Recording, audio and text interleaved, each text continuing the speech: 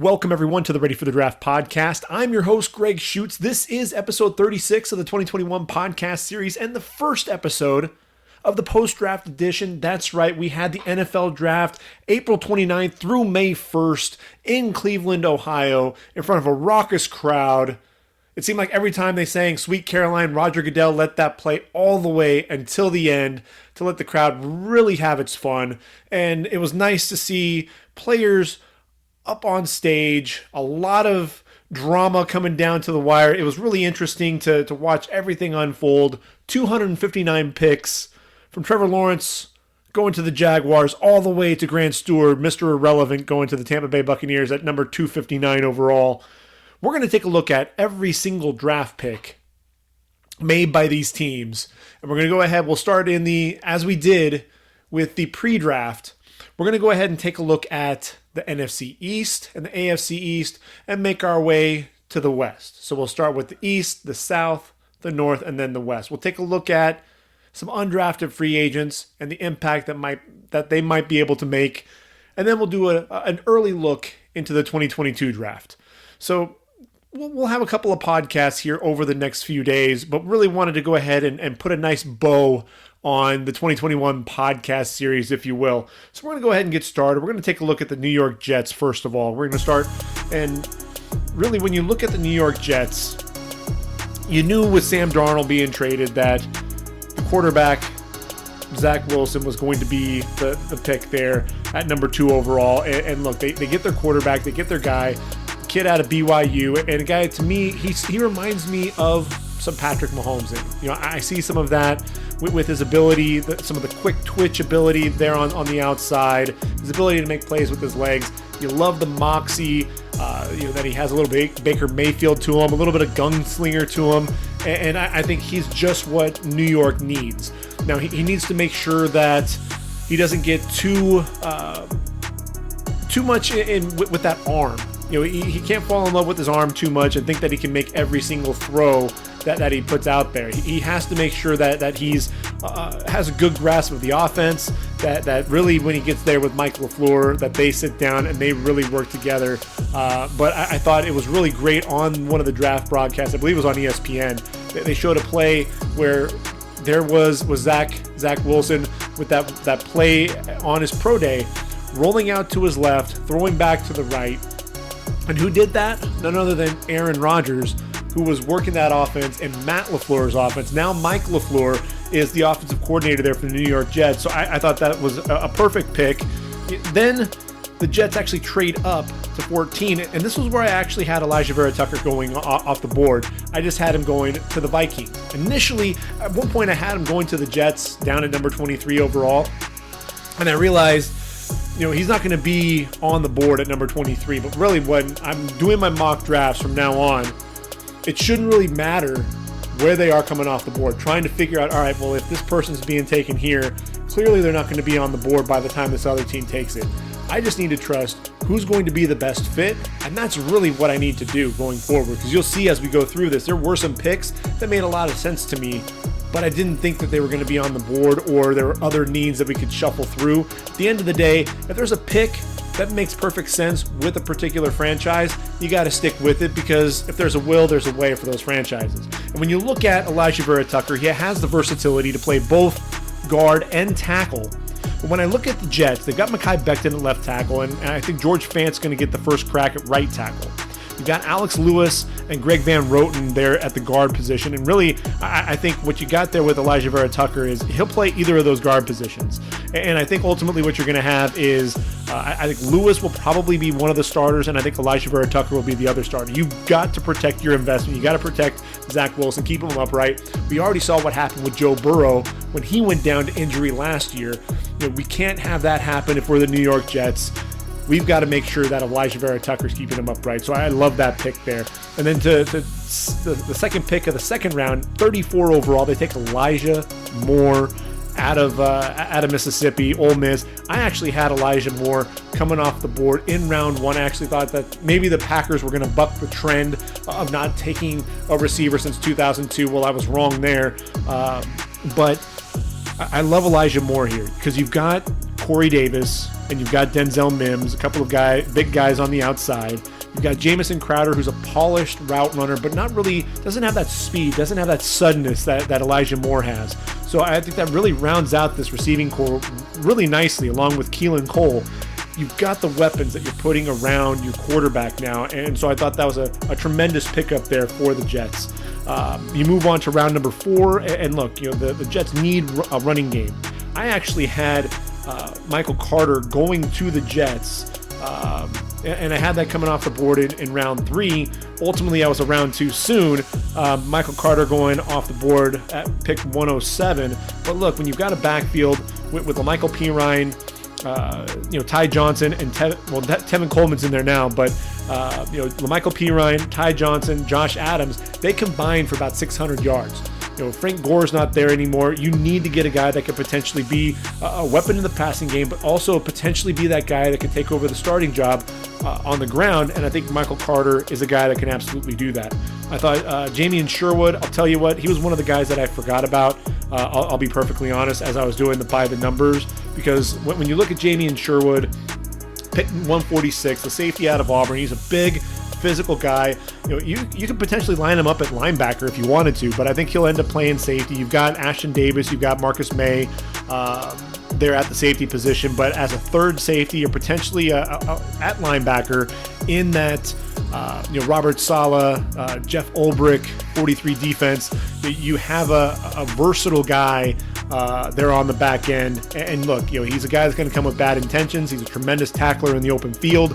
Another guy that I love that pick, Michael Carter II, not to be confused with Michael Carter for UNC. You got the Michael Carter from Duke, also a safety. And when you look at the safety position, I think with Michael Carter, what you have as well is a guy that can play both safety and corner. You could potentially line him up at the nickel. And if you don't have him lining at the nickel, then you've got Brandon Echols, your 6th round pick, number 200 overall, coming out of Kentucky. Another guy who has really good ball skills, a guy who has decent length for the position as well. And so, he's 5'11", 182 pounds, but a guy that moves really well at that corner spot. I think nickel might make some sense. The one thing I really would have liked to have seen was the Jets focus on the cornerback position sooner in the draft. I would have loved to have seen them go after a guy in round 1. Greg Newsome II out of Northwestern ended up falling to the Browns there at 26. But I'll tell you what, they did a lot in the draft. Jason Pinnock, another 5th round corner there out of Pittsburgh. A tremendous athlete, a guy that I think has some cover skills on the outside. You have him, you have Michael Carter II, and Brandon Echols. You're adding that to a group with Bless Austin and Bryce Hall. I just wonder if that's going to be enough, because you're using 3 guys that you picked in the 5th round or later on that secondary. Is that going to be enough? I mean, it's better than what you have with your undrafted free agents, but that's the part that I worry most about this Jets draft class. Then you have Hamza Nazaruddin. And Hamza Nazaruddin came off the board 186 overall in the 6th round. And Hamza, he's a 6'4 safety. And when I look at him, he's potentially a guy that can end up playing, rush linebacker. You might even play him inside. He's got tremendous range. So he's one of those guys that I think is really interesting for the Jets. He's rangy. He's a little stiff in coverage. Weighs 213 pounds, but he's one of those hybrid type of players, and that's really what you have to kind of keep an eye out for with Hamza. Is I think he's a guy that definitely will be a special teams guy, but someone that I think if you're bulking him up, you can play him at linebacker, you keep him there at safety. I worry about the stiffness in the hips. And then Jonathan Marshall, at 207, also in the 6th round, coming out of Arkansas. You needed to get another defensive tackle, especially if you're ultimately going to be flipping this defense to a 4-3. You got to get another D tackle in there. You've got Folorunso Fatukasi and Quinnen Williams, Sheldon Rankins in there along that front. You get Jonathan Marshall in there for a rotation. If they do end up running a hybrid with that 34 defense, and this is a guy that can play both, I think in that 5 technique and also over the nose. So this is about the range that I thought he was going to go off the board, either in the 6th or 7th round. He's 6'3", 310 pounds. I think there's some versatility to his game, though, because he is a pretty darn good athlete. But overall, I really like what the Jets did. I think they addressed a lot of needs. That to me, their picks made a lot of sense. Now, when I look at Miami, when we talk about the Dolphins, another team that had 2 picks in round number 1, I thought they really hit a home run with their draft. And when I look at it, we knew that they were going to go receiver with that number 6 overall pick. The question was going to be, who was that guy going to be? Was Jamar Chase going to be on the board? And honestly, I thought that the Bengals were going to go Penei Sewell. I changed my vote at the very end, and really I should have been smart about it, because Jamar Chase, look, they already traded for Thaddeus Moss, his tight end there from LSU, familiarity in the passing game, so they're going to continue that with Jamar Chase. So that meant that really the Dolphins had their pick between Jalen Waddle and Devontae Smith. In the end, Jalen Waddle wins out because, look, he's a vertical guy, a guy that can stretch the defense, and you put him and Will Fuller on that offense, it really makes things interesting, and puts a lot of pressure and a lot of stress on that defense vertically. The other thing that I thought was interesting was during that pre-draft process, they asked Devontae Smith who his favorite quarterback was. Was it Mac Jones or was it Tua Tagovailoa? And Devontae Smith came out and said Mac Jones. And I forgot who it was that was doing the interview at the time, but ultimately I thought that was telling. That was something to me that, okay, if it came down to Devontae Smith and anybody else, it was going to be that other receiver. And Jalen Waddle still has some familiarity there with Tua. I thought that was a great pick. Then at number 18, for a while I had Jalen Phillips penciled in there for them, and ultimately I went away from that. And looking back on it, obviously, that linebacker position, I was right. My initial gut reaction with Benardrick McKinney and Jerome Baker there on the inside, that moved away from the linebacker position, and really what they needed to do was focus on the edge rush. Andrew Van Ginkel was the only guy with any sack production there coming off the edge, especially with Shaq Lawson being gone. Jalen Phillips is the best edge rusher in this draft. Most complete, a guy that can bend off the edge, a guy that can rush on the inside, uses his hands really well, can be an interior pass rusher if you need him to. The biggest concern for me were the injuries and the concussions, and I was worried that maybe that would impact his draft stock. Brian Flores showed immediately that was not the case. Another guy that I loved was their second round pick in Javon Holland. I actually had him going to Miami at one point. I changed my pick, regretting that now. But I look at Eric Rowe and Bobby McCain and a couple of guys. I think they're the now of the position, but I don't think that they're going to be the future of that position. And the reason why I say that is I think Brandon Jones, they already have him on the roster. And then after that, I'm looking at Javon Holland coming in there. He's got those 9 interceptions, a guy that can also cover a little bit in the slot, has some of that versatility to his position, and he can handle that return game as well. You've got Jakeem Grant back there, Noah Igbenogany, then you throw Javon Holland in there. I think they really like what they've got from a special team standpoint. Second round, let's continue to move, and they get Liam Eichenberg, a guy that I didn't think was going to be available there at 42 overall. Miami ends up landing him, one of the most consistent offensive tackles in this year's draft. You put him on one side with Austin Jackson on the other. And here's the thing that I love about Liam Eichenberg. His addition will then allow Robert Hunt to kick inside, so it's more natural guard position. So now you've got Kinley on one side, Hunt on the other, Matt Skura at center, and then you've got the bookends with Austin Jackson and Liam Eichenberg. Love the pick. Round 3, Hunter Long. I thought Hunter Long was going to be a second or third round pick coming off the board to a team like the Chargers, the Panthers, a team that needs that tight end, even the Packers potentially. But he goes to Miami. And what I love about this pick, though, is you've got Mike Gesicki, the athlete there on the outside. But Hunter Long, he was the security blanket for Phil Dracovic there at NBC, a guy that caught a ton of passes from him. And the year before that, a guy that showed he could stretch the defense a little bit. He's a really good blocker. I think he'll be a nice complement there to Mike Gesicki. And look, what is Brian Flores doing? He's taking a page out of the Bill Belichick school of coaching. He loves those double tight ends. I think he'll be able to do that with Gesicki and Hunter Long. We move on to round 7. No picks on day 3 until the 7th round. Then you had 2 within 13 picks. The first one at 231 overall, Larnell Coleman out of UMass. I thought he was going to be a undrafted free agent. I didn't think he was going to come off the board. Ultimately, I think this is a guy that you're going to stash. You have some depth at the tackle position, or really at the offensive line overall, because you've got DJ Fluker in there. You've got Jesse Davis, who can play both tackle and guard. You've got some of that versatility up front. So Larnell Coleman is a guy, he's got a lot of athleticism to him. There's a lot to like. Like I said, I thought he was going to be a priority free agent, but look, he's 6'6", 308 with really good movement skills. I think he's a guy that Miami is going to love to be able to develop. And then at 244 overall, you got a guy like Jared Dokes. And what I love about Jared Dokes is he's a power back. He's a guy that's not like Myles Gaskin or Salvan Ahmed. He's a guy that is going to run hard. The reason why he didn't come off the board sooner, and ultimately I thought he was also going to be a guy that was not going to get picked, and the reason being is he's got some injuries. He's got a knee injury that he's battling. This is a guy that never really fully was able to finish a season, but at the same time, 36 receptions in his career, a guy that, like I said, was very physical between the tackles, not a ton of wear on those legs in terms of the number of carries. It's more so the injury concerns. If his injuries can hold up, he may end up being a steal, because I think there's a chance that he could end up taking over the starting job there in Miami. Which takes us to the New England Patriots. Now, New England, there was a lot of speculation as to what they were going to do. Were they going to trade up and try to get a quarterback?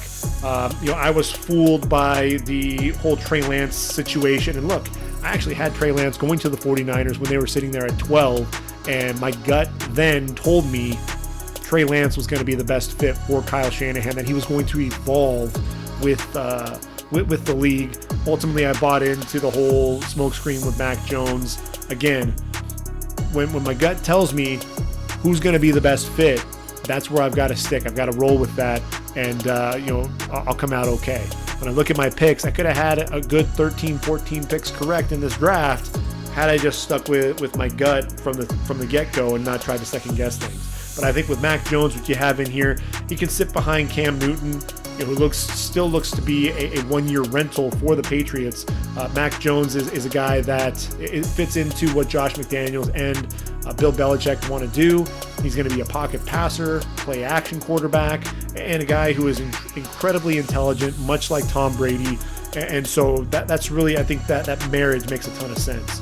Then in round 2, they go after Christian Barmore. And I know that there was some talk about him that ESPN reported that there was going to be some potential concerns there with Christian Barmore, but Bill Belichick's never shied away from guys who have those types of concerns. A guy that may not be the most coachable guy, but Christian Barmore, look, 8 sacks this past season as a pass rusher, either on the interior or coming off the edge, and a guy that can wreak a lot of havoc on the inside. When you look at the guys up front that they have, Devon Godshaw, Byron Coward, Lawrence Guy, Dietrich Wise, none of those guys can really get after the quarterback quite like Christian Barmore, so getting him there at 38 overall makes a ton of sense. Round 3, they're at it again. They get another defensive end who can put pressure on the quarterback, and they go to OU. To Alabama, to OU, in consecutive picks here. So at 96 overall, they get Ronnie Perkins. And look, when you put the film on and you watch number 7 for OU play, it was infectious. He sat out the first 5 games with his suspension, and then he comes back. And what does he do? But the team suddenly is rallying to the football. You've got 4, 5, 6 guys wearing crimson and cream running to the football, and it's all because of what he did. The first 5 games, that OU defense looked lost. They lost 2 games. After that, they were a team that teams did not want to face down the stretch. You saw what happened to Kyle Trask, a big reason why Ronnie Perkins added to that defense. 120 overall, you got Ramondre Stevenson. You get another running back in there. You've got James White, Sony Michel, Damian Harris. You get a big physical back. I think Brandon Bolden's days in New England are probably gone.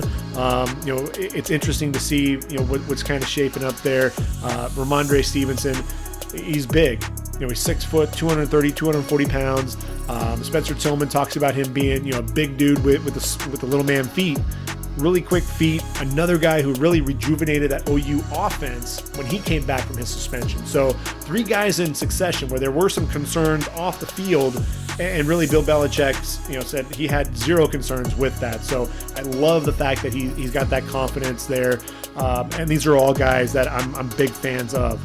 In round 5, Cam McGrone out of Michigan, the inside linebacker. I thought there was a chance that he could end up going on day 2, but I'm not surprised. Round 5, look, hasn't played a ton of games, and he's a guy that can stick behind some of these veterans. Dante Hightower being one of them. Kyle Van Noy, you can start learning from some of these guys. He doesn't have to make an impact right away, but a guy that I think year 2, year 3, you'll start talking about Cam McGrone as this inside linebacker, 6'1", 235, a ton of range. I like that pick as well.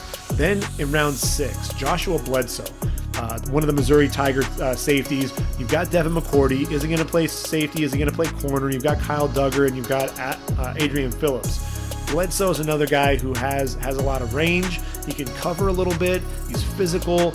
I love the pick there in round 6. William Sherman's going to be really a guy that's going to be he has a chance to potentially compete with Shaq Mason at guard. He played tackle at Colorado, but I think ultimately he's more there for depth than anything else. A guy that you're going to continue to try to develop. You look at Justin Herron, was a guy that they brought along. Yadni Kajust there at the tackle position. So now you bring in a guy like William Sherman. He has that tackle pedigree as well, so he could fill in a pinch. I think just that versatility is something that fits well with Bill Belichick. And then number 242 overall, they finally go receiver, and they take Trey Nixon out of UCF. And look, Trey Nixon is no slouch there at the receiver position. I don't want to knock him at all, but when you look at that receiver position and the help that they needed at receiver, to wait until pick 242 overall, it almost felt like this was just kind of a, hey, we're going to take a receiver just so that people will shut up about us not taking a receiver at all. A guy who, 109 catches, over 1,600 yards, started his career at Ole Miss and then transferred to UCF after his freshman season. Only played in 4 games this year, battled some injuries, 6'2" receiver. But look, when you look at that receiving core, you bring in Nelson Aguilar and Kendrick Bourne. You've got Jacoby Myers, who was the leading receiver from a season ago. N'Keal Harry's been a bust to this point. Who's your number 1 wideout? That's really the big question. You've got Jonnu Smith and you've got Hunter Henry at the tight end position. Are those guys going to be your number 1 receivers? It's something to where I'm not really sure where that passing game is going to be going, and that's really the biggest question mark that I have overall for New England's draft. There are a lot of picks that I really like, but I still am left wondering what's going to happen at receiver and really what's going to happen with that passing attack. Are they really going to be focused on the tight ends and the running backs more so than at the receiver position and allow that receiver position to evolve over time? That remains to be seen. You move on to Buffalo. And Buffalo was interesting in their draft. You're trying to predict exactly what it was that they were going to do. Were they going to take a running back? You thought with Devin Singletary, Zach Moss, they brought in Matt Breida, but if you get a chance to get a guy like Travis Etienne, maybe you pull the trigger there in round 1. I think the fact that they did bring in Matt Breida and you have 3 guys now at that running back position, maybe they said, you know what, we have enough there. But you've got 2 aging defensive ends in Jerry Hughes, Mario Addison, 33 and 34 years of age. So what do? First 2 picks, 30 overall and 61 overall. They get Gregory Rousseau out of Miami. Look, 15.5 sacks. You can't argue with that type of production. He's going to learn from guys like Jerry Hughes and Mario Addison, and that's going to be something that is going to be invaluable for him. But look, he was a redshirt freshman, sat out 2020 due to COVID to go ahead and get ready for the draft. A guy that played receiver and safety. He was 220 pounds, bulked up to 265. Tremendous potential. You just hope that he'll be able to build on what he did in 2019.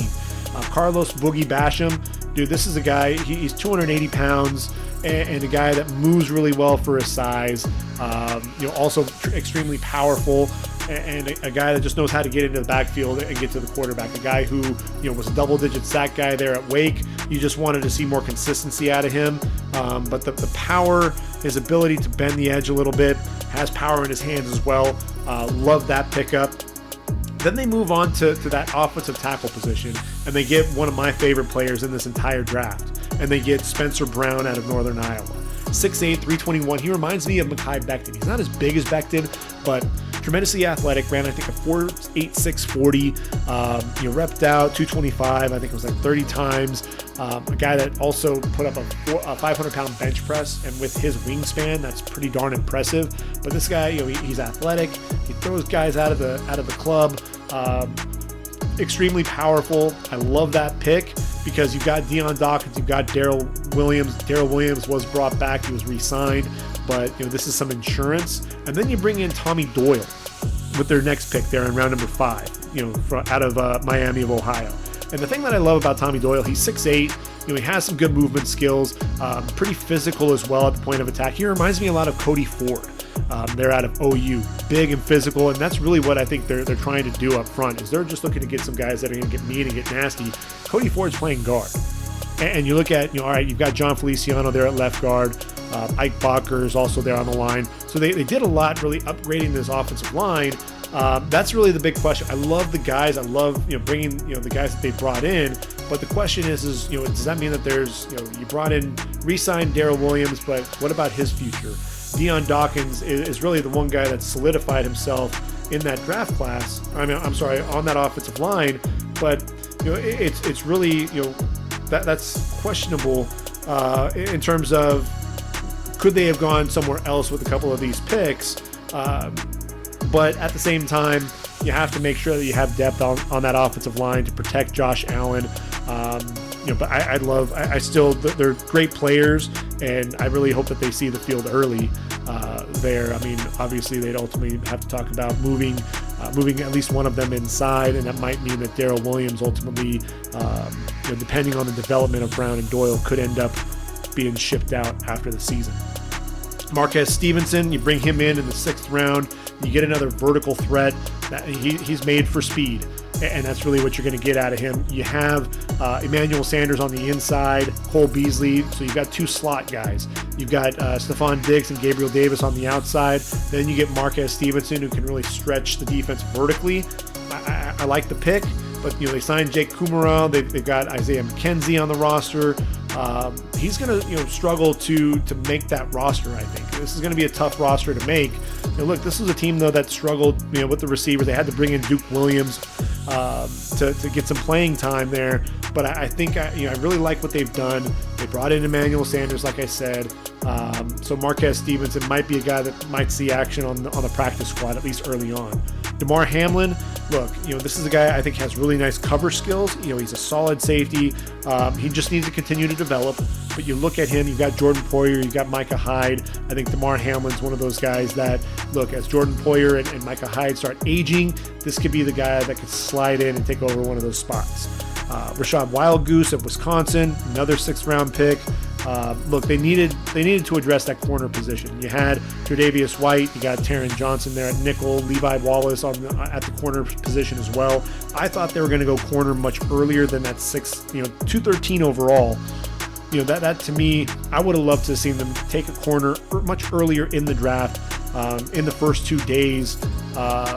Rashad Wildgoose, though, in Big Ten play was a guy that was able to hold down one of those sides, really lock guys up for Wisconsin. And then finally in round 7, you get a guard. You get Jack Anderson, a physical guy there from Texas Tech. I thought he was going to come off the board much sooner than that, possibly in round number 5. But again, you're talking about physicality up front. You're talking about depth up front. There are a lot of guys, though, and that's really the thing. We talked about Bodker. We talked about Feliciano. At some point, somebody's going to have to, either we're going to talk practice squad or somebody's going to have to end up leaving the franchise because you got too many guys in there right now.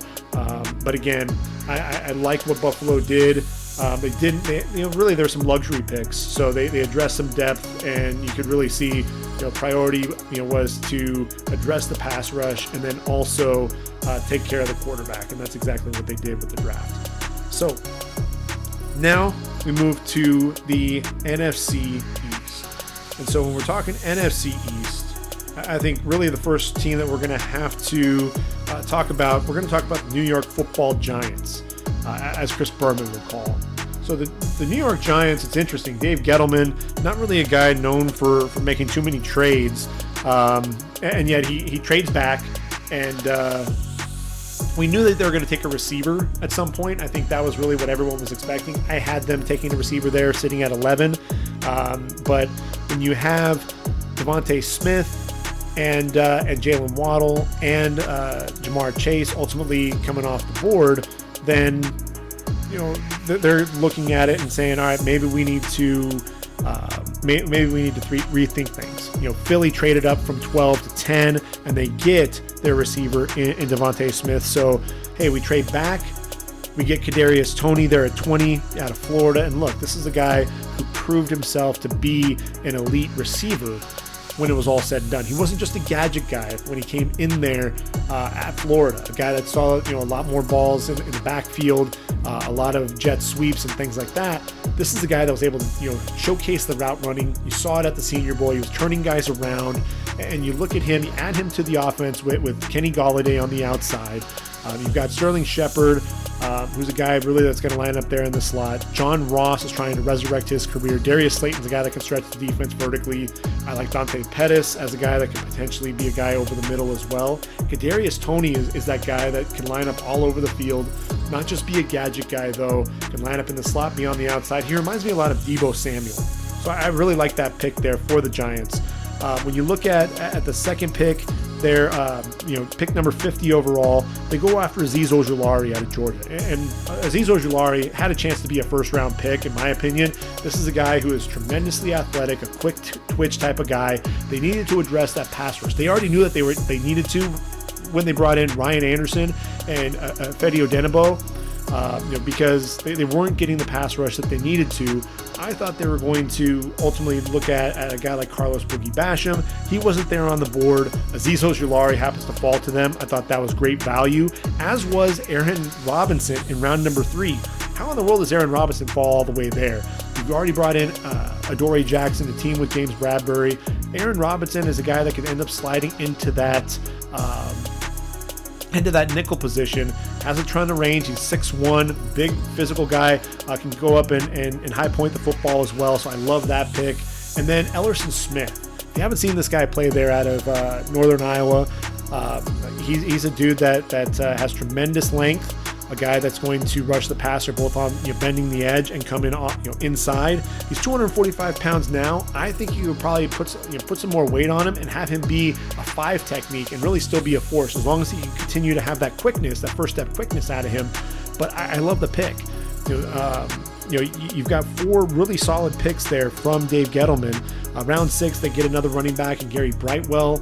I think Devontae Booker kind of tempered the need to get a backup for Saquon Barkley. So Gary Brightwell, a guy that has some versatility. And I know that there were teams that were starting to show some interest in Brightwell. So round 6, I thought he probably could have lasted until round 7.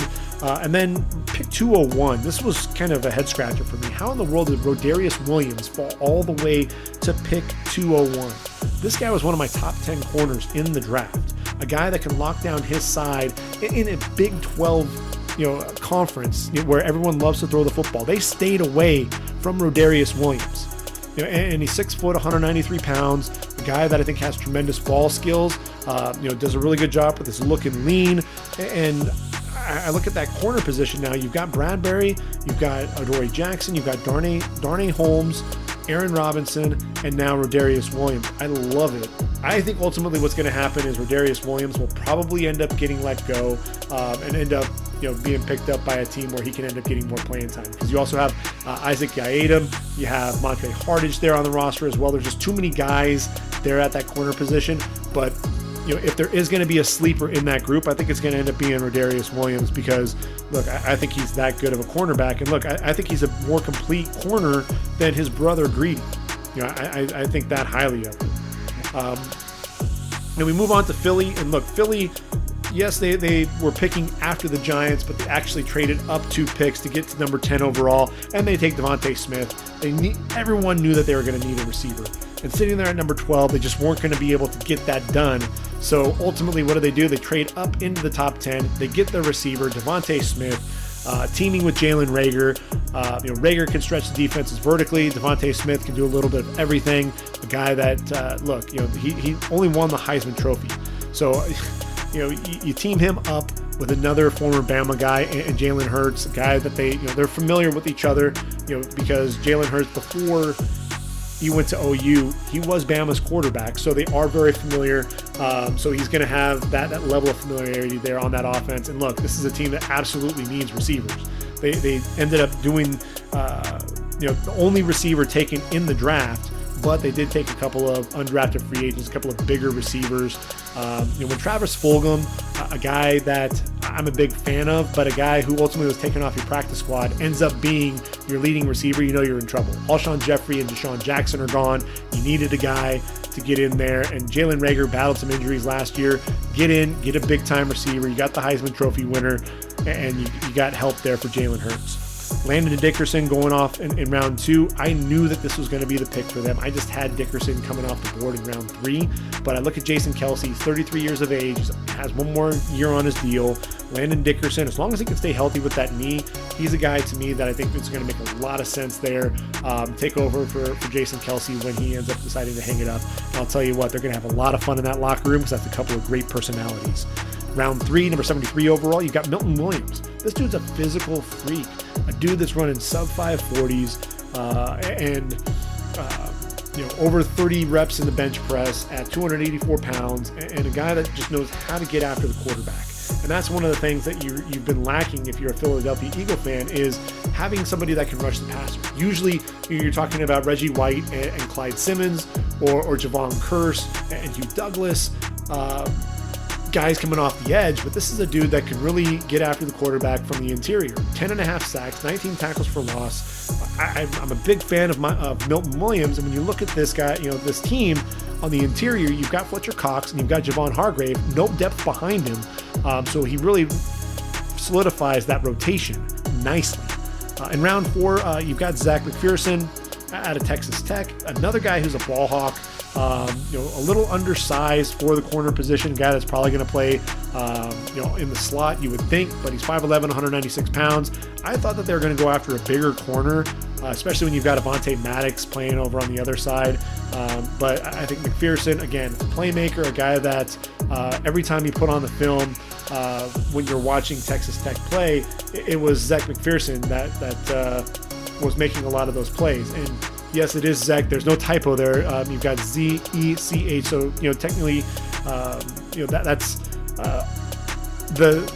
what's interesting with him is, he started his career there at Penn State, comes to the Red Raiders, and look, in 2020, had 4 interceptions on the year, 14 pass breakups in his career. I think he's a guy that's going to be good, a good depth player. I just don't know that he's going to end up being a starter there. In round 5, I thought they got one of the steals of the draft with Kenneth Gainwell falling to them. You've got Miles Sanders, Boston Scott, Jason Huntley, Jordan Howard. But Kenneth Gainwell is a guy that brings a completely different dynamic to this offense. This is a guy over 1,600 yards on the ground, and also I believe it was 50 receptions. And he was an explosive playmaker there for Memphis. I think he fell because he sat out the 2020 season, and he was only a redshirt freshman. So now, as a redshirt sophomore, draft eligible, and he's not the biggest guy, may not be the bell cow. I think you've got Miles Sanders there, but Kenneth Gainwell, you get on the ball in space, especially in the passing game. I think you've got something there. If I'm Boston Scott, I worry about my status there with the program. So in round 6, they get a couple of defensive linemen and a couple of guys that I'm a big fan of. I think Marlon Tuipulotu out of USC, they're at defensive tackle, has a chance to be a rotation guy there for the Eagles. He's big, he's physical, but he has a pretty nice get off, uses his hands really well to get off blocks as well. And then Taron Jackson out of Coastal Carolina, the edge rusher. And look, when you've got Derek Barnett, the aging Brandon Graham, who still gets after the quarterback, and Josh Sweat, you need another guy there on the edge. And that's where I think Taron Jackson can come into play. For the Chanticleers, he was really the heart and soul of that defense. And he was the guy that was coming off the edge, getting after the quarterback, and a guy that was really making a name for himself. And look, when you look at his career, 42 tackles for loss, 24.5 sacks, 6 forced fumbles. And yeah, he wasn't the best athlete on his pro day. Didn't show up as the best athlete, but look, measurables aren't the only thing. Turn on the film and you're going to see a guy that has a tireless work ethic, a guy that's always getting after the quarterback, always looking to try to make plays behind the line of scrimmage. I love that pick. And then round number 6 and round number 7, they get a couple of rotational guys here, and Jacoby Stevens is the first guy. He's 6'1", 230 pounds, a safety there for LSU, but also played in the box a lot at that linebacker position. And look, he's one of those new age linebackers, and they need linebackers. Right now, their starters, with Alex Singleton, who had a huge year, over 100 tackles. TJ Edwards there on the middle linebacker. They've got Jannard Avery right now that's going to be the starter. But look, Davion Taylor hasn't panned out. Nate Gary was the guy that was in there, and the classic overachiever. But they need to get serious about getting guys that can play there at that linebacker position in this new age NFL. And I'm looking at Jacoby Stevens, and I think he could potentially be that guy. Patrick Johnson out of Tulane, you get him in round 7, 234 overall, and this is an edge rusher, a guy 6'2", 240 pounds, kind of undersized. And what's interesting, he's going to end up playing an outside linebacker. He was kind of that tweener there for Tulane, and he's somebody who I'm trying to figure out, if there's gonna be a spot for him. I think he's gonna be a guy that is gonna end up finding his way onto a practice squad. But I think he's got to be a little bit quicker, a little bit faster coming off the ball if he's going to end up making an impact there at the next level. And he's the one guy that I look at this draft class and I worry about a little bit in terms of whether or not he's going to be able to stick around with the program.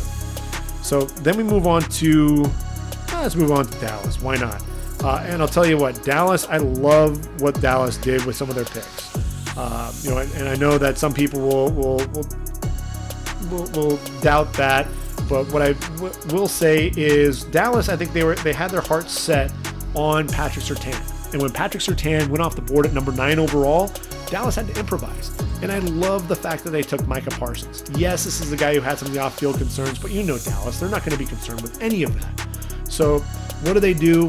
They get Micah Parsons. He's going to be playing there. Leighton Vander Esch, they've since declined his 5th-year option.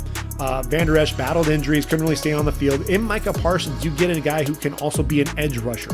This is a guy that can get after the quarterback. He's going to help DeMarcus Lawrence, especially now that Tyrone Crawford retired. So you're going to get a guy who can rush the passer. He's still developing, dropping into coverage. I love the pick, though, for Dallas. He's a guy that I think can really be that cornerstone of that defense right there in the middle, something that they've kind of been lacking. Then you get Kelvin Joseph, the corner out of Kentucky, 2nd round pick, 44 overall, and they needed a corner opposite Trevon Diggs. And look, they didn't get Patrick Surtain, so I think Kelvin Joseph is a nice little consolation prize. A redshirt sophomore, really had a breakout season, led the SEC with interceptions, with 4. He's 5'11", 197 pounds. This is a guy who I think could be a lockdown corner. Great upside. So I love the first 2 picks because they address 2 big needs there for Dallas. From there, it kind of gets a little weird, with their draft. They get Osa Odigizua. They're out of UCLA in round number 3. A dude who has nearly a 7-foot wingspan, has tremendous arm length, a guy that has powerful hands, a guy that's going to push the pocket a little bit. But when I look at the defensive tackle position, they've got Neville Gallimore, they've got Tristan Hill and Carlos Watkins. Osa Odigizua, a guy that could play end, could kick inside and be an interior presence as well. I thought he would do better in an odd man front. Then you look at Chauncey Golston in round number 3 at 84 overall. That one was questionable to me as well, just because Chauncey Golston, when I look at him, he was a guy to me I thought you could get in round 3. I thought that was more round 3 value. I thought they reached a little bit with getting Chauncey Golston, a guy who isn't incredibly explosive, but I thought he was a good worker there for Iowa. He was a blue-collar guy, 12 sacks, 27 tackles for loss. Not a guy that's going to be overly flashy, but a guy that can make some plays. I thought his tape in 2019 was a little bit better than 2020, but still a guy that is going to be a nice role player. But again, I thought you could have had him in round, probably round 5 or 6. Then you look at Nahshon Wright, number 99 overall. I don't think many people really had Nahshon Wright coming off the board in round 3. More of a late day 3 guy, and there's not to knock Nahshon Wright at all. This is a 6'3" guy who moves pretty well for a guy his size, and so that's one of the things that you can talk about. Hey, 6'3", 6'4", tremendous length, has 5 interceptions there for the Beavers over his 2 seasons there in Corvallis. Just 5 pass breakups though, and I wonder, what they were thinking when they made that selection. Ultimately, they ended up taking Israel Mukuamu at pick number 227 overall there in the 6th round. Mukuamu, another 6'4" corner, they're looking for length. They're looking to get more length there out of the secondary. And will Mukuamu or Wright, will they both be safeties? Will they be corners? It's going to be interesting to see exactly how it plays out, but they were definitely looking to get a lot longer in the secondary. And with those two guys, they absolutely succeeded there. Then you look at the fourth round. They get Jabril Cox out of LSU, a guy that I thought was going to be a second round pick, to be perfectly honest with you. This is a guy who showed up at North Dakota State and 45-1 record, so a proven winner. A guy that had over 250 tackles, made plays behind the line of scrimmage, could get after the quarterback, ended up with 3 pick sixes in his career. So he's a guy that can drop into coverage. Grad transfer to LSU, and in his first game, a pick 6 against KJ Costello in that game where Mississippi State ran all over LSU. But Jabril Cox, really, he established himself as a leader out of the gate. If I'm Jalen Smith, I'm getting a little worried and a little nervous about my position there with the franchise as well. Struggling, yes, he signed the big contract, but the best guys are going to end up on the football field, and if he's not careful, Jabril Cox is going to end up taking over that spot. Round 4, 138 overall, you get Josh Ball out of Marshall, and ultimately, as much as I like the pick, in terms of the football player, I think he's a guy that could potentially take over for Tyron Smith whenever he does call it a career, considering the neck injury and the other injury issues that Smith's been dealing with. Look, he had to sit out all but 2 games due to that neck surgery, and then he's missed at least 4 games in each of the last 4 seasons. But Josh Ball also has the history with the domestic violence off the field, so that's really a big concern that you have there. Is again, if Dallas, they didn't shy away from that, but a guy that you really worry about, is he going to, is that going to be a problem? Is he going to end up facing some of that off the field issues? That's really going to be a huge concern, if I were them. Simi Fehoko out of Stanford, a developmental receiver coming off the board, 179 overall. You've got Amari Cooper, Michael Gallup, CeeDee Lamb, 3 really good receivers. You've got Cedric Wilson. Simi Fehoko, look, he's 6'4", 227 pounds, can run sub 4.4. He's still working on, polishing that route running ability, really more of just a vertical threat right now, a guy that can stretch defenses. I wouldn't be surprised if this is a guy that they end up looking to potentially bulk up and put at the tight end position. I see some potential in being another Darren Waller.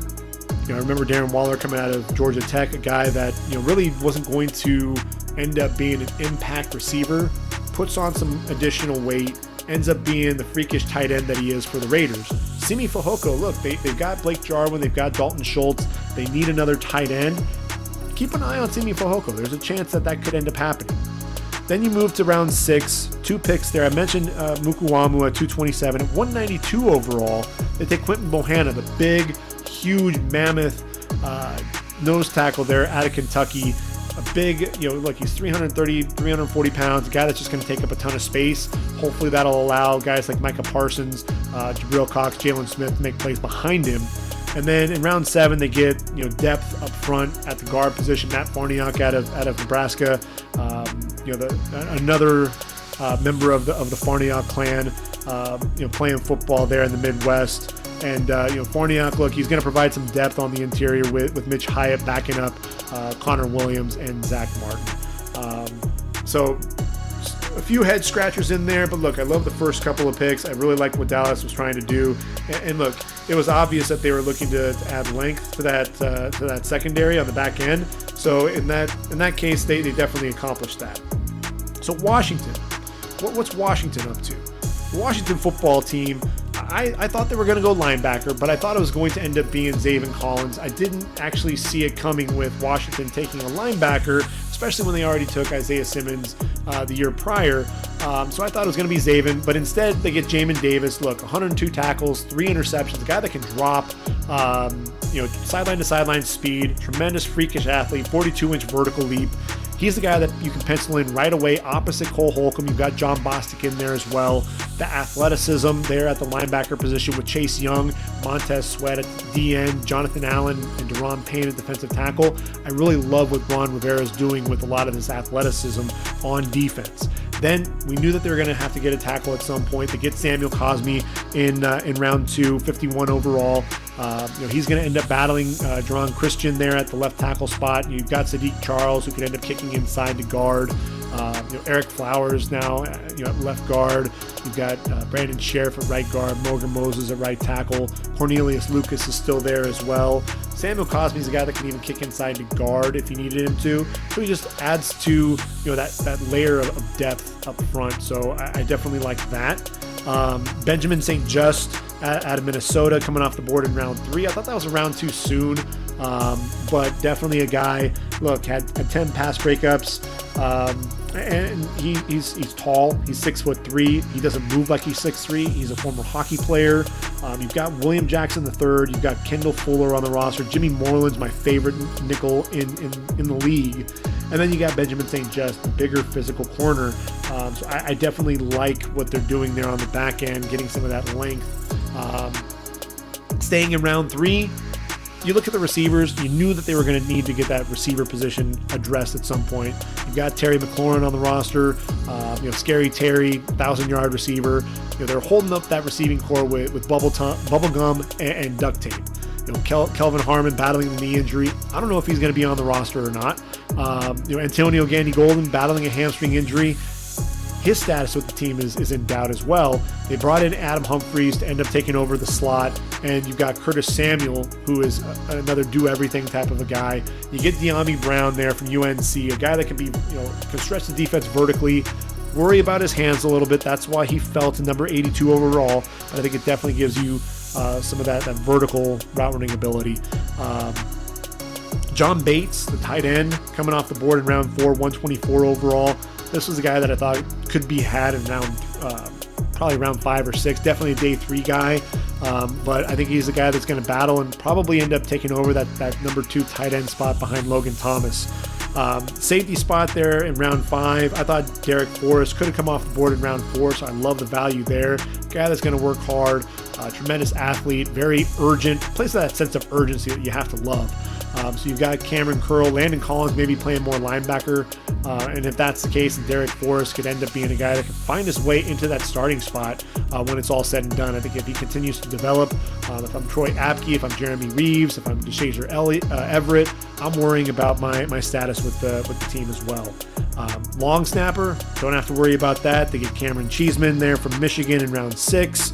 Round 7, they get another edge rusher, another guy that's going to compete for playing time, and William Bradley King. I loved what he did at Arkansas State. I thought he struggled a little bit at Baylor when he was the guy, or supposed to be the guy there for Baylor. I thought, against that tougher competition, he struggled a little bit. Shaka Toney out of Penn State, I was surprised that he fell all the way to 246. This is a guy that I think has a chance to stick with the franchise because, look, he was a constant presence there for Penn State, a guy that knows how to get after the quarterback.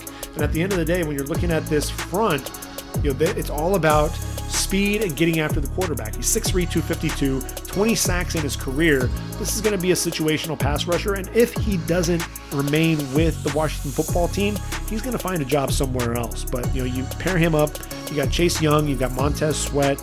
I actually think Shaka Toney has a better chance to make the roster than William Bradley King, if I'm perfectly honest. And then number 258 overall, right before the Mr. Irrelevant, Dax Millen out of BYU, he was the go-to guy there really for Zach Wilson there in that receiving game. He and Gunnar Romney.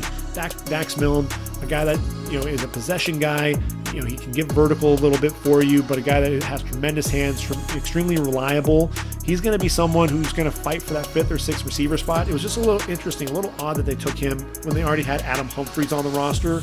So that's the one thing that I thought was a little odd with his selection. But a guy, again, you've got Isaiah Wright, you've got Cam Sims, you got Steven Sims, a ton of receivers on this roster. I don't know how they're going to be able to, they won't be able to keep them all, and you won't even be able to put them all on your practice squad. So somebody's going to be the odd man out. I don't know what's going to happen there with Dax Millen. That's going to be kind of that, that big question mark right now. I think. So we move on to the AFC South. In the AFC South, we have to start with the Jacksonville Jaguars. Why not? It makes perfect sense to me that we start there. In Jacksonville, we knew that they're going to go quarterback and Trevor Lawrence with that first overall pick. and you get your face of the franchise. Urban Meyer came back to football and ultimately is in the NFL largely because of Trevor Lawrence, in my opinion. You get a chance to coach a generational talent like that. You get Travis Etienne there at number 25 overall. And look, Etienne is not a guy that's going to be your workhorse in terms of pounding the ball up the middle. His footwork's questionable, can't really make guys miss, there in the hole. But what he can do is be that complimentary guy, a guy that's going to be a weapon as a receiver. James Robinson is going to be your power back, running the ball between the tackles. Carlos Hyde's going to be able to do that as well. You give Travis Etienne out on the outside, familiar face there for Trevor Lawrence. I think that makes some sense. I know a lot of people don't like the pick. They could have gone offensive line. They could have gone safety. They could have gone, in a lot of directions with this pick. At the end of the day, I don't think it's a bad one though, because it's something that, look, the chemistry there with Trevor Lawrence, I think he might surprise some people. Tyson Campbell, coming off the board with the first pick in round number 2. I like Tyson Campbell. I thought there were other corners that could have been had. If you wanted to go corner with this pick. Ultimately, I wanted to see them address the defensive line, and they ultimately did that with Jay Tufele in round 4. I just thought they could have done it sooner. And when I look at this, they've got Shaq Griffin, they've got Trey Herndon, they've got C.J. Henderson. So Tyson Campbell is going to give you some length. He's 6'2", 185 pounds, runs up 4.40. He's going to give some physicality there to that cornerback room. And so I do like him as a player. I thought there could have been other players that they could have had that I had ranked higher, but I'm not going to hate on that pick. Walker Little out of Stanford, number 45 overall. This was a guy that was going to be rated one of the top tackles. Ultimately ends up tearing his ACL in 2019, and then he ends up sitting out the 2020 season. The athleticism, you hope that he can end up returning. What you do have there already is you have Cam Robinson coming back. You got Jawan Taylor at right tackle, but Cam Taylor is brought back as with a franchise tag. You got Will Richardson up front as well. Walker Little, make sure that knee's right. He could end up being in consideration for that left tackle spot if Cam Robinson leaves at the end of the season. Round 3, I knew that Urban Meyer wanted to get a playmaker on the back end of his defense. I just didn't know who it was going to be or when. I mean, it's a crowded room. I actually had Andre Cisco going to the Jags at one point. They ultimately get him, another guy who's a tremendous ball hawk. He's a gambler. He's a guy that's going to take chances, high risk, high reward. But when he wins, which is a lot of the time, he's going to win in spectacular fashion. 6'1", 216 pounds, 13 interceptions in his career, 14 pass breakups, did give up 8 touchdowns as well. So there are those concerns, but I think Urban Meyer, he's going to be okay with that, especially if we can kind of harness some of that recklessness there on the back end. I did mention Jay Tufele from USC. Look, Taven Bryan's been a disappointment to this point. They brought in Malcolm Brown. You've got Devon Hamilton up front. I think Tufele is a guy that's going to push for playing time and could end up taking over possibly even a starting spot there from Taven Bryan if he doesn't get things done. Look, Jay Tufele, he sat out the 2020 season. COVID hit his family really hard, so it made sense for him sitting out. A guy that knows how to get after the quarterback a little bit, pretty athletic. I think he falls all the way to round 4 because we just didn't get to see as much of a body of work as we would have liked. Jordan Smith, this is an interesting pick. He comes off the board in round 4, number 121 overall, and I like Jordan Smith as a player, but I thought he was more of a 34 outside linebacker, playing there at UAB. 12.5 sacks, 23.5 tackles for loss, has tremendous length. He's pretty raw though as an edge rusher. I think Jacksonville ultimately, what they can do is they could potentially line him up there at the strong side backer. Depending, he did bulk up. I think he was up to 264, if I want to say, for his pro day. So there's a good chance that maybe they are envisioning him, lining up on the line. You've got Josh Allen there, you've got Devon Smoot, Kalavan Chason. So it kind of fits that same mold of kind of that lighter but very speedy edge rushers. Round 5, you get Luke Farrell out of Ohio State, the tight end. A guy that's not going to offer a ton in the passing game, more of a blocking tight end, and that's really the biggest, the oddest thing for me. You've got Chris Manhertz, you've got James O'Shaughnessy. They're at that tight end position, and what else do you have? You don't have a ton of athleticism there at that tight end position. You need a guy for Trevor Lawrence. Look, Trevor Lawrence had a really good tight end in Braden Galloway, and it made a difference for him when Braden Galloway came back in 2019. Ultimately he sat out for much of the season. When he was able to come back, made a huge difference with that weapon up the seam, and they just don't have that on the roster right now. I think ultimately they may be, looking for a tight end when it's all said and done. And then in round 6, they get Jalen Camp out of Georgia Tech. Look, he's a big dude. Kind of a questionable pick. I thought there were other receivers that were out there. I wasn't wowed when I watched Jalen Camp play, but he is 6'2", 220 pounds. Look, he's only played in 20 games over 4 seasons there for Georgia Tech. Just 46 catches, 786 yards. But look, 17.1 yards per reception. A guy that can stretch defenses, but is he going to be able to stay healthy? Is he going to stay on the field? I think those are big question marks. And so that's really a pick to me that if anything, he's going to be a guy that's going to sit on that practice squad for a while. But I wonder if he's going to be able to make it, when he's going to be ready to make an impact. If we move to Tennessee, the Titans, this is another team. Look, they're never shied away by the medicals. And that's one of the things. I'll take the hat off to Mike Vrabel. Ultimately, Jeffrey Simmons worked out really well for him. You've got the microdiscectomy there for Caleb Farley, but you needed a corner to pair up with Janoris Jenkins. They end up taking him in Caleb Farley. I thought there might have been a chance that Greg Newsome II would end up coming off the board. They ultimately get Caleb Farley there in round 1. You needed a right tackle to replace Jack Conklin. You didn't have it ever since he moved on to Cleveland. Dylan Radins out of North Dakota State gives you that physicality there at right tackle. Number 53 overall. Love the pick. Round 3, Monty Rice to me, round 3, round 4, not a guy that's going to move the needle. Rashaan Evans, a guy I believe that his 5th-year option was denied. So ultimately, if you're talking about, they ultimately opted not to extend that option. So Monty Rice is really auditioning to potentially take over that spot. He's a guy that I think has some ability there between the tackles, more so coming forward than laterally. So we'll see how that one plays out. I thought Elijah Molden was a great pick in round number 3. He's going to end up being your nickel. And so I love that pick there. He could also play some safety, but I think he's going to be that nickel back. So you get Jenkins, Farley, and Molden. Love what they're doing there. Des Fitzpatrick, the receiver, went 109 there in the 4th round. I would have loved to have seen them get a receiver for A.J. Brown much sooner. They brought in Josh Reynolds. They must really like Nick Westbrook there, because they didn't really do a whole lot to address Corey Davis and Adam Humphrey's departure. And they take a guy like Des Fitzpatrick, and there's, Des Fitzpatrick is a solid receiver there for Louisville. But I thought he was a guy that was going to end up being a 6th, 7th round pick. He's 6'2", 208, over 2,500 yards, 21 touchdowns. A guy that, over the last 2 years, over 18 yards per reception. He's a tall guy, good range, but I thought that was a bit of a reach. Round 4, they get an excellent value though with 135 overall and Rashad Weaver, a guy that battled an ACL, came back, ended up with 8.5 sacks.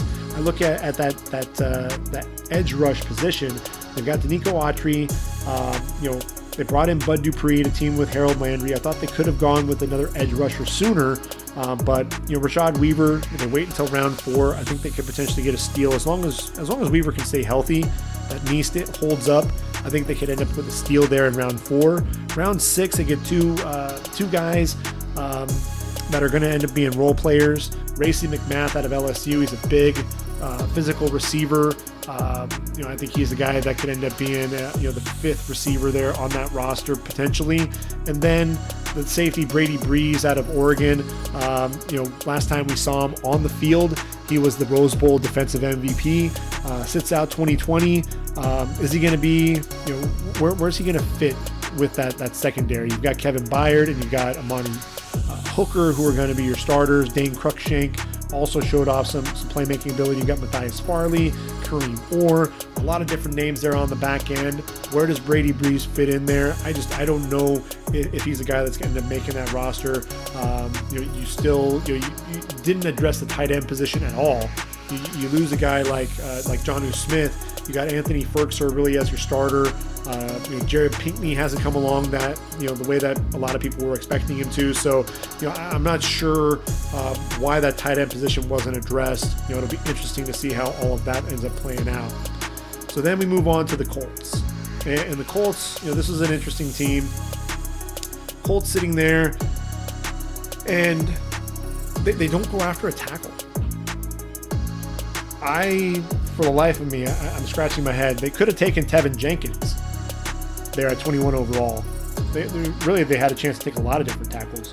Ultimately, you've got Braden Smith sitting there at right tackle. Your left tackle right now is Sam Tevy, who was just beaten like a drum there with the Chargers. Julian Davenport's another guy who was beaten quite a bit. So really a head scratcher there at tackle right now, unless they're looking to bring in a guy like Eric Fisher, who's battling the Achilles tear, or Mitchell Schwartz. It must mean that Quentin Nelson might be kicking outside the tackle. That's really the only thing that I can figure, is that there's somebody already on the roster that they're going to move outside.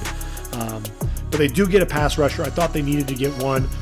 You've got Tyquan Lewis, you've got Isaac Rochelle. You lose the aforementioned Danico Autry, and you lose Justin Houston.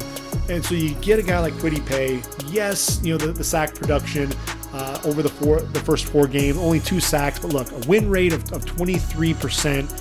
The pass rush rate, according to Pro Football Focus, 25 pressures as well, according to PFF. I think he's the guy who could start right away for them. You got Deo Dengbo, another guy that battled, he's battling back from an ACL. I'm sorry, from an Achilles injury there for Vanderbilt. Look, he hurt the Achilles and tore it while he was getting ready for the draft. So, the good news is you've got Isaac Rochelle, you've got Ben Banogu, Tyquan Lewis, Kimoko Ture, Al-Qadim Muhammad. You've got a lot of guys up front, so you can really have Deo Dengbo nurse that back to health, and then have a guy that could be, he can play inside and outside, has some of that scheme versatility. I thought round 4 was a huge reach with Kylan Granson out of SMU, undersized tight end, and a guy that, his hands are questionable at times. He's really your number 3 tight end. Maybe they're going to be running some fullback there with Jonathan Taylor, Carson Wentz, not afraid to get under center. And maybe they're going to run an offense, power offense with double tight ends and a fullback. Who knows? But I thought that was questionable. They get Sean Davis in round number 5 out of Florida. You've got Julian Blackman, who's really been a steal to this point. Sean Davis, though, is a strong safety. I wanted to see them go after a free safety, so it's going to be interesting. Do they end up moving Blackman to the free and allow Sean Davis to take over at strong safety? That'll be interesting. Then the biggest head scratcher of all, you've got Carson Wentz there at quarterback. You've got Jacob Eason that you just brought in. And now you draft Sam Ehlinger. And not even in the 7th round, at 218 overall. Sam Ehlinger, to me, he struggled with accuracy. Yes, he's gritty, he's a gamer, but he didn't look like an NFL quarterback. Are they going to put him on the practice squad and try to groom him? Is he going to end up being a guy that's going to be more of a Taysom Hill type? And that's really what I see his future being. So if they're looking at potentially developing him into a Taysom Hill type, then okay, I'm okay with that. They get Mike Strahan. They're out of the University of Charleston, the receiver, number 229 overall. He's an intriguing receiver. When you look at the receiver position, they've got T.Y. Hilton. They brought him back. They've got Michael Pittman, who might end up being their number 1. Paris Campbell, Zach Pascal. A lot of role players. I thought they were going to go a little bit, earlier with a receiver pick. But, what they do have is a 6'5", 224-pound receiver, a guy that, another guy that they could potentially move and be a tight end. They can bulk him up too. So it'll be interesting to see how that plays out for Indy, but I thought there were a lot of picks that they could have made and a lot of needs that they needed to address that they just didn't really do. So left with a lot of head scratchers. Chris Ballard knows what he's doing, so I'm sure that there was some reason behind these picks, but like I said, a lot of head scratchers for me. And then that moves us to Houston. Houston didn't have a pick in the first 2 rounds, and there's a lot of needs, but I think the biggest need is a potential replacement for Deshaun Watson. And Deshaun Watson, we know all the off-field issues that he's been battling. You've got the ultimate bridge quarterback in Tyrod Taylor on the roster. So what do? They go after Davis Mills in the 3rd round, 67 overall. I honestly thought Davis Mills was going to be the 5th quarterback taken. Ultimately, it was Kyle Trask. So threw me off just a little bit. But Davis Mills, a guy that's going to be able to sit behind Taylor and Finley if Watson's not able to go. I think Mills is, I think really the handwriting's on the wall. We're going to see Davis Mills as the future quarterback there in Houston. Nico Collins, I had him going to Houston, and he does come off the board in round 3 to the Texans. Made a lot of sense. You've got Randall Cobb in the slot. You've got Brandon Cooks who can stretch defenses vertically. Kiki QT is another guy that's going to be a slot receiver. You needed that big physical presence. Nico Collins can be that guy. Round 5, you get Brevin Jordan out of Miami, the tight end. When you look at the tight ends, you got Jordan Akins, you got Pharaoh Brown, Colin Waring. Brevin Jordan is going to be one of those tight ends that I think is going to he's undersized, but he's very productive. If he can stay healthy, he's been battling a lot of injuries there for the Hurricanes, but he could potentially end up being a steal, falling all the way to round 5. Round 5, inside linebacker, you got Garrett Wallow, the guy who had 250 tackles over the past 3 seasons. I think he'd be a great special teams guy, at least starting out. When you look at him up front, you've got Zach Cunningham, you got Kamu Grugier-Hill, you've got Shaq Lawson, you got Whitney Merciless. I think Wallow's going to provide some depth there along the inside linebacker spot. You brought in Christian Kirksey and Kevin Pierre-Louis. I think Wallow right now is really going to be more of that special teams ace for them. So round 5, probably a little early for that. And then Roy Lopez out of Arizona, 195 overall. I thought that was really a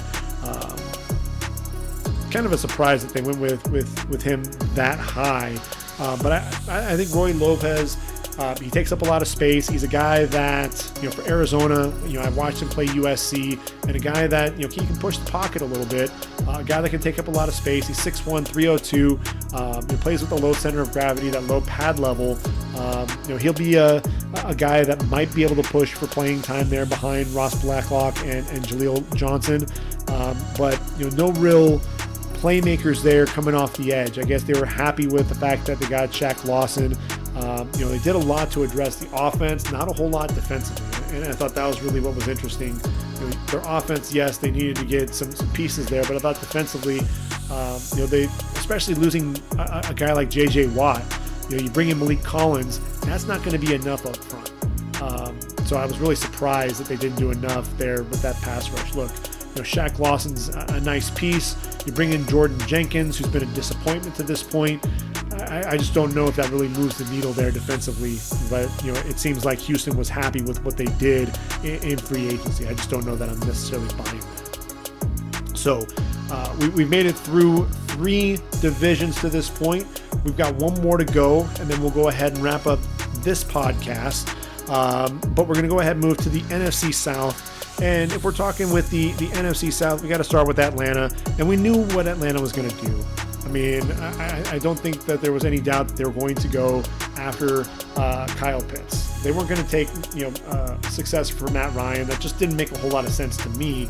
I'm looking at Kyle Pitts, and I see him being a Travis Kelce type. What Travis Kelce is meant to Patrick Mahomes, Kyle Pitts is going to do the same thing for Matt Ryan. I love that pick. I think this is a guy, especially if they can hang on to Julio Jones. I know that they've been taking some trade offers and things like that, but if you've got Julio Jones and Kyle Pitts catching passes from Matt Ryan, I'm Calvin Ridley. I'm getting super excited because I'm going to see a lot of single matchups with teams trying to double those 2 physical freaks.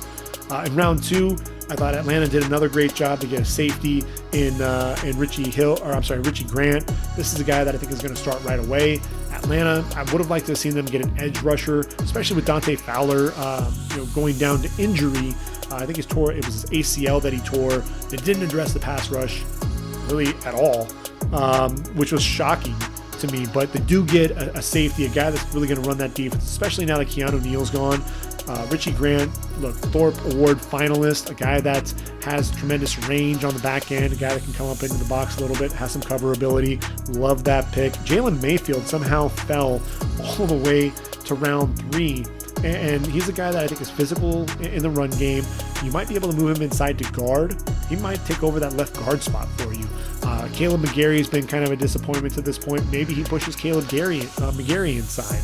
I think that at least gives you a little bit of versatility there up front, and might be able to address things. Darren Hall out of San Diego State, 108 overall. I thought Darren Hall, decent player, but I thought, if anything, he'd be had there late on day 3. He's 5'11", 188 pounds. I think really the biggest thing that sold it was especially that 2019 tape. He had 16 pass breakups, a guy who also has 6 interceptions, took one of those back to the house this past season. 8.5 tackles for loss, 3.5 sacks. So a guy that isn't afraid to mix it up, make some plays behind the line of scrimmage, get after the quarterback a little bit. So he provides some depth there at that cornerback position. Obviously you've got AJ Terrell, you've got Kendall Sheffield, Isaiah Oliver. I thought there were some better corners out there at that point, so that was really kind of a surprise. But look, with all the pass breakups that he's had with the San Diego State Aztecs, maybe that's really what sold them. You look at Drew Dahlman, and what's interesting there, you've already had Matt Hennessy there at center, so then you draft Drew Dahlman right after that. And that's really the question that I have for Arthur Smith is, are we just looking to provide depth? Is Drew Dahlman, are you looking at potentially having Matt Hennessy play guard? You already have Jalen Mayfield. That's really, I wasn't sure what the direction of that pick, especially there in round 4, not addressing that pass rush, not addressing, who's going to help with Dante Fowler. Barkevious Mingo is not going to really move the needle, in my opinion. You look at round 5 at 148 overall, you've got Quan Graham. I really like him as a defensive tackle. He gives you some depth there. You've got Marlon Davidson up front, backing up Grady Jarrett and Tyler Davison. I think Quan Graham gives you some a nice player there up front who could also play defensive end if you need him to. You get Ade Ogundeji, Adetokunbo Ogundeji there with the 182nd pick overall there out of Notre Dame. Athletic, a guy who I think plays the run very well. A guy that does a really good job setting the edge, and the lateral quickness, his ability to not allow that running back to outflank him, I think is impressive. 10.5 sacks, 15 tackles for loss in his 3 seasons there at Notre Dame. He's a guy I think could end up being a steal. There are a lot of Notre Dame defensive linemen, from Isaac Rochelle to the Aquara brothers, guys that come off the board, either late day 2 or day 3 that end up sticking around in the league and end up becoming productive players. I think Ogundeji and his buddy Dalen Hayes, who also got drafted, we'll be talking about them here in the league for the next few years. You look at Avery Williams, he's a short, diminutive corner. Really brought him in more for his special teams prowess more than anything else. We already talked about the cornerback position. I think with Avery Williams, he might see the field a little bit, but at 5'9", 195 pounds, you're really going to see him in the slot more than anything else. But this guy had 9 kicks that he returned for touchdowns, 6 punts, 3 kick returns. He's sudden, he's explosive. They're on the back end of that special teams. And look, I think when you look at that cornerback position, sure, he might be able to fill a need there because he's not a bad cover guy. He's a lot smaller. So he's got 22 pass breakups in his career, 4 interceptions. And look, teams really try to stay away from Avery Williams because of his ball skills. Really showed those off his first 2 years. They really threw away from him his final 2 years there in the Mountain West. And then at 187 overall, they take Frank Darby out of Arizona State. And look, they've got a lot of receivers up front. This is a guy that I think could potentially challenge for that number 5 receiver spot. He'll be battling guys like Cordero Patterson, Greg Dortch, potentially Olamide Zaccheaus, although I think he's really solidified himself as that number 4 receiver.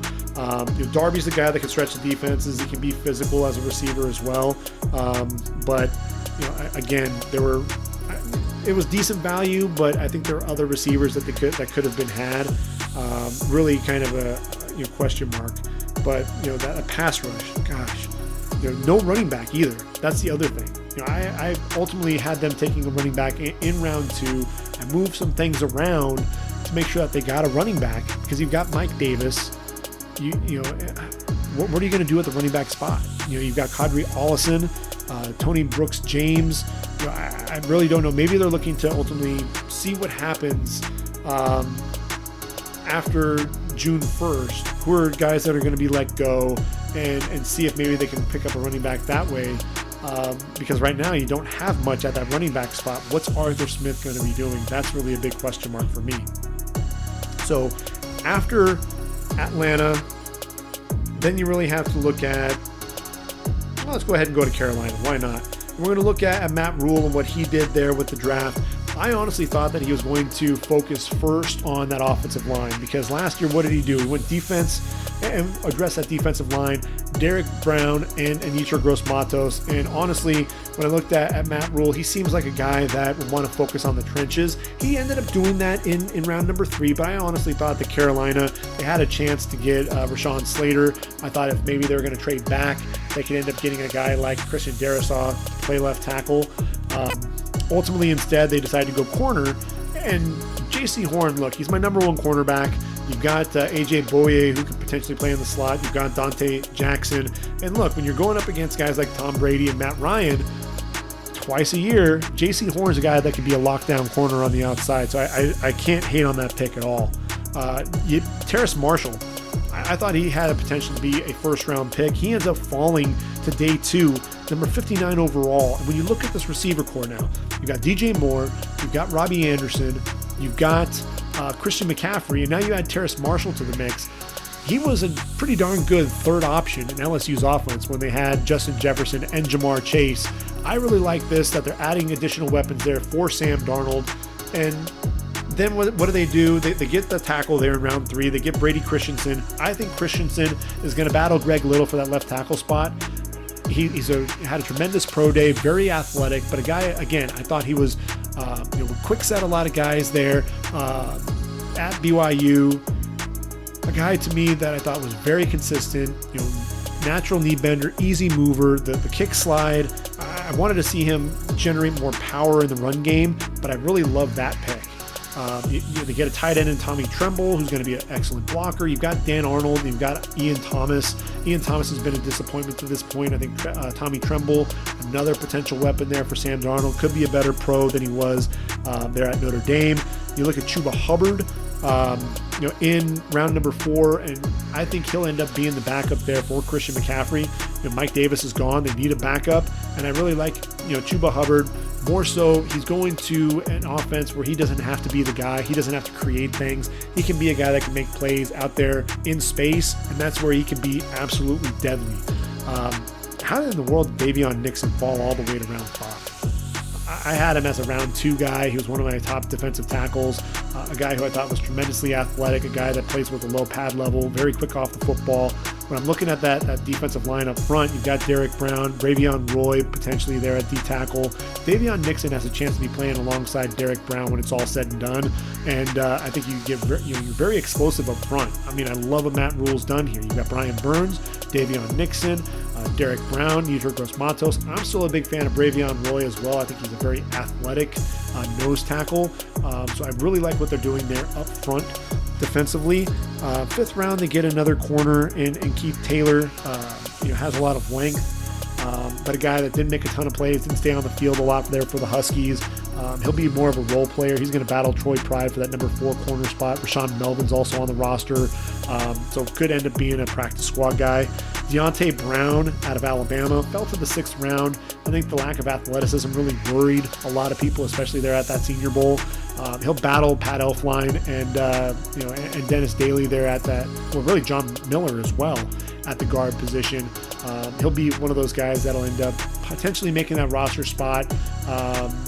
As long as that athleticism, he watches that weight. He was down 20 pounds already, I think, when they did the medical checks since the Senior Bowl. So hopefully, he can keep that weight under control. If he does, he'll make the roster and could potentially end up working his way into a starting spot. Shi Smith there at number 6 in the 6th round, 204 overall. I like him out of the slot. You look at DJ Moore, Robbie Anderson, and Terrace Marshall. They're going to work on the outside. Shi Smith there in the slot is going to be a really interesting guy. You're getting another weapon there for Sam Darnold. Love that pick late.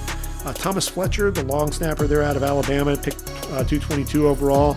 Top long snapper, in my opinion, in this draft.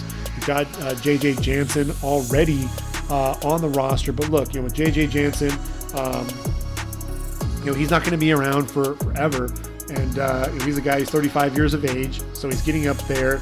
And, if I'm Thomas Fletcher, I'm getting excited. I learned from one of the veterans in the league and ended up taking over the spot when it's all said and done. And then Phil Hoskins going to provide some depth there at the defensive tackle position, number 232 overall out of Kentucky. So I thought Carolina did a lot of nice things there in the draft. Again, I would have loved to have seen them go tackle first, but when you get the number one corner in the draft, it's kind of hard to really hate on that pick too much at all. So then we move on to New Orleans, and we look at what the Saints did. And the Saints, they're probably the biggest head scratcher of them all. So in round number 1, I'm looking at this roster, and I'm thinking, well, they could go receiver. They could definitely go receiver. There are a lot of receivers on the board. You lost Emmanuel Sanders. You need a receiver. So they go receiver, right? Maybe they go with a defensive end prospect. They've got Davenport and Cameron Jordan. They lost Trey Hendrickson. Tano Passanio is not going to really move the needle, but he's a nice role player. You could use another corner opposite Marshawn Lattimore. They do end up going edge rusher, but they go Peyton Turner, a guy that I thought was going to be a day 2 guy, mid to late day 2. Look, Peyton Turner has tremendous length. He's 6'5", 270 pounds, a guy that can bend the corner coming off the edge. A guy that through 5 games had 10.5 tackles for loss and 5 sacks in 2020, 9 pass breakups, uses that length to his advantage, but a guy who I think is still a developmental defensive end. So to take him at number 28 overall, huge head scratcher. I love Pete Werner there at number 60 overall. Some people might have thought that was a little high for him, but I think this guy has a chance to be either a starting middle linebacker or even at the will. You've got Demario Davis there, so you pair him up with Pete Werner.